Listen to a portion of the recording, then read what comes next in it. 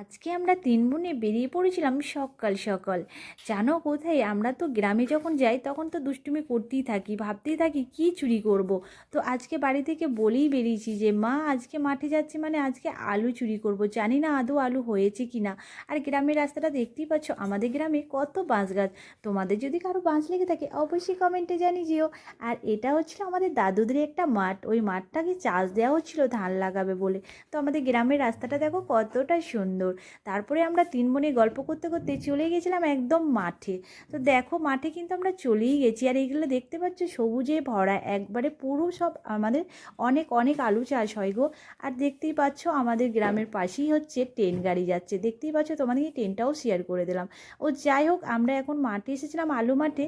তো দেখেও এখন এগুলো তুলছিলাম কাকবেতো শাক। তোমরা এগুলো কী শাক বলেছিনো অবশ্যই একটা কমেন্ট করে যেও গো।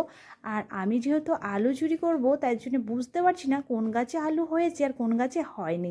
যেহেতু আলুর বয়স এখন 2 মাস হলো, তার জন্যই মানে আলু হয়েছে না কি বুঝতেও পারছি না। তো যাই হোক, আলু যতক্ষণ না মানে মাটির তলায় হাত যতক্ষণ না ভরতে পারছি তো বুঝতে পারছি না। তো যাই হোক, শেষে চলেই গেলাম মাটির তলায় হাত দিতে। তো দেখো আলু হয়েছে, দেখো গাইস কত ছোট ছোট, দেখি আমার হাসি পাচ্ছে। তো যাই হোক, আবার কিন্তু আমি আলুটা লাগিয়ে দিয়েছি, জানি না ওই আলুটা হবে কি না। তো তাও আমি আলুটা আবার লাগিয়ে দিয়েছি, আবার শাক তুলতে লেগে গেছিলাম। যেহেতু একজন চলে এসেছিলো, জানো তো আমার ভয় লেগে গেছিলো যে আমাকে আবার বকা টকা দিবে নাকি। দেখছি না, আমাকে তো কিছু বললই না, চলেই গেল। তবুও আবার আবার একটু কিন্তু জোর দিয়ে লেগে গেলাম, মাঝখানে চলে গেছি মাঠে। তো এখান থেকেও দেখলাম যে না, ওখানেও কিন্তু আলু পাইনি। তো মনটা একটু খারাপই হলো যে না, আমি আমার বন্ধুদের সঙ্গে একটা আলু শেয়ার করতে পারলাম না। তো আবারও কিন্তু আমার একটা জমিতে চলে গেছিলাম আলু দেখতে। তো দেখো বন্ধুরা কেমন আলু হয়েছে। আহারে, আমার আলু দেখে মনও ভরলো না, কিছু না, খুব খারাপ লাগছিল। তো আমাদের ওইদিকে সত্যি করে অনেক অনেক আলু চাষ হয়, জানো তো বন্ধুরা, কোটা মানে মাঠ জুড়ে শুধু আলু চাষ। তোমাদের যদি কেউ আলু লেগে থাকে অবশ্যই কমেন্টে জানিয়ে দিও।